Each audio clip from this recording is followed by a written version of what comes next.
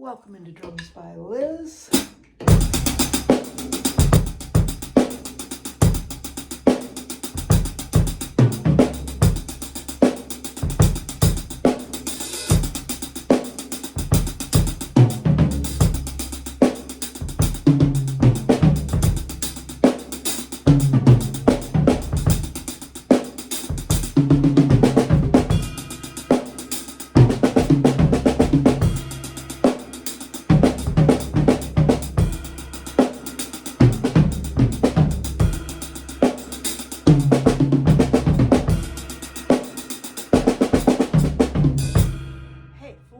With a paradiddle-diddle.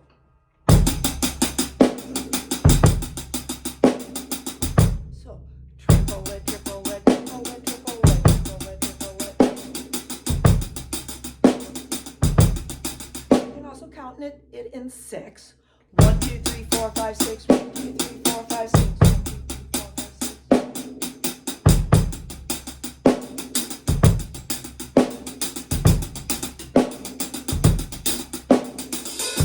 So you can practice that up, and then maybe get comfortable with doing 8th notes. Triplet, triplet, triplet, triplet, triplet, triplet. And I'm talking about 8th notes down on your bass drum, okay? Now you can also, again, count that in 6. What's the halfway point? 4. 1, 2, 3, 4, 5, 6, triplet, triplet, 1, 2, 3, 4. So 1, 2, 3, 4, 5, 6.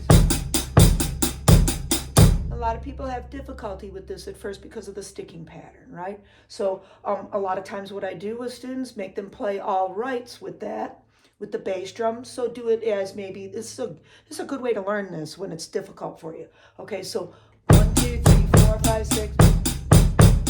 Because our body can feel that, right? All I got to do is just, I got to tag with all my rights. Anytime the right plays, my right foot has to play. So 1, 2, 3, 4, 5, 6, 1, 2, 3, 4. Kind of get used to that, and then try to count the 8th note down below it. 4, 5, 6, 3. 3 and 3 and 1 and 2 and 3 and 4 and, right? And then find that and then get rid of that note that you don't want.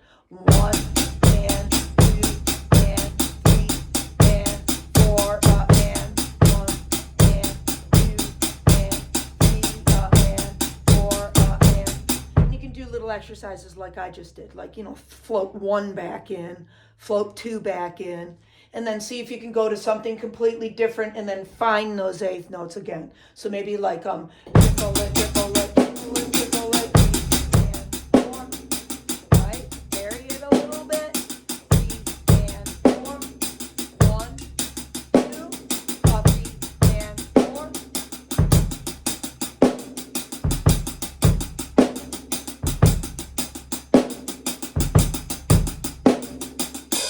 Right, okay. And you have to watch that your sticking doesn't get off.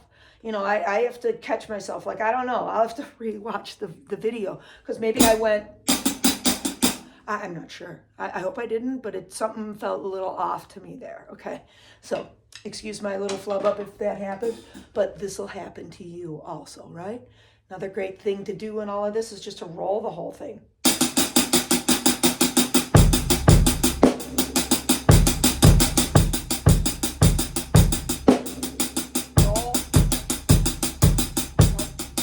And then I came back to those paradiddle-diddles, okay? So sometimes I was doing rolling. So that's just right, right, left, left, right, right, left, left, right, right, left, left. Take 2 beats to turn that around, okay? Or we could just stay in the paradiddle-diddle sticking.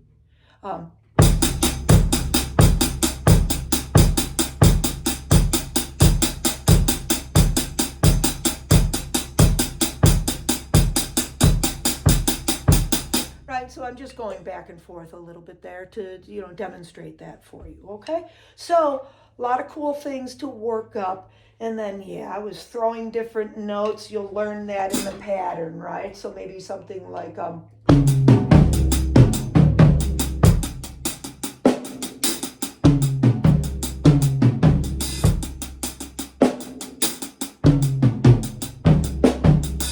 right? And then just getting good with, you know, taking those notes, even though we're doubling, who says you got to stay on the same drum, right?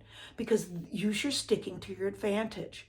Like if I had to try to play that right, left, right, I'd end up crossing over, and it would be a pretty strange pattern. So as you escalate your level of play and you get more skills, you keep working on sticking patterns, okay? Because this is how to play stuff faster, easier. Work smarter rather than harder. How many times have you heard me say that, right? I'm like a broken record with my students saying that all the time, okay? So, but it takes a certain level. If they have maybe a year or two, you know, depending on how much you study, how fast you advance, before you get into some things like this. But this is a big key to then growing, you know, exponentially. Use your chops, use your rudiments, all the pros do, right? Use the stickings to your advantage, you know, and don't be afraid to be analytical about stuff. Write it up on paper, you know, because before you know it, I started with one little idea, right? And then we have all of this going on. So anybody that wants to read music or do any of that, there you go, okay? And while I'm at it, here's another little idea, okay? So there's another concept, okay? All started from one little thing. Look at all those crazy bass drum patterns that we're going to put into it, okay? The variations on the rolling, okay? Here we go again. Started with that one little concept, and look at how it escalated into all of those other ideas, okay? And then when I work on this stuff with students, I have my own little cheat sheet, and then I'll be like, oh yeah, we can add this. Or, you know, like I was working with a gentleman this morning. Just awesome man, okay? And we click, and he's an online student. He's been playing drums forever, and I love working with him. I absolutely love working with him. We really connect, and it's a beautiful thing, okay?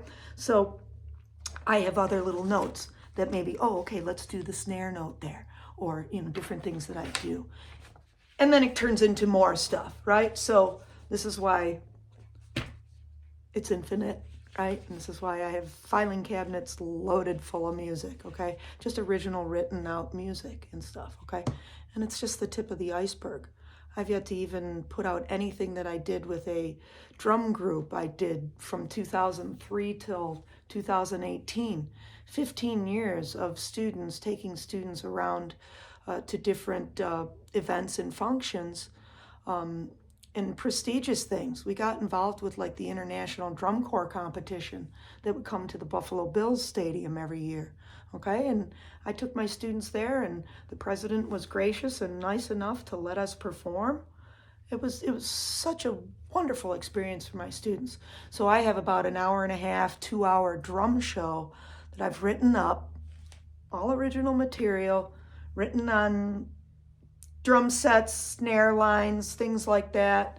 We would do gimmicky things like, you know, twirl the sticks and put blindfolds on, and, you know, back sticking, you know, just visual things, little gimmicky things, you know, to help us win maybe a talent show here and there.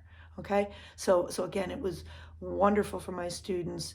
It gave them valuable performance experience and helped them to be prepped for when they're ready to go play in a band themselves, right? So it was a way for me to kind of jumpstart kids into that and get them used to performing, and then work the bugs out. Like don't be nervous about it, you know. There's no need to do that. What I would always say to my students: you want to play the best that you possibly can, right? So remove yourself from the situation and don't let yourself get nervous, because that will affect your performance. So keep your calm, cool composure, right? So that you can let all of that happen, and you're not changing things, you're not goofing things up. You're more on this level-headed kind of mindset, okay? And that does matter, okay? It'll get you the gig.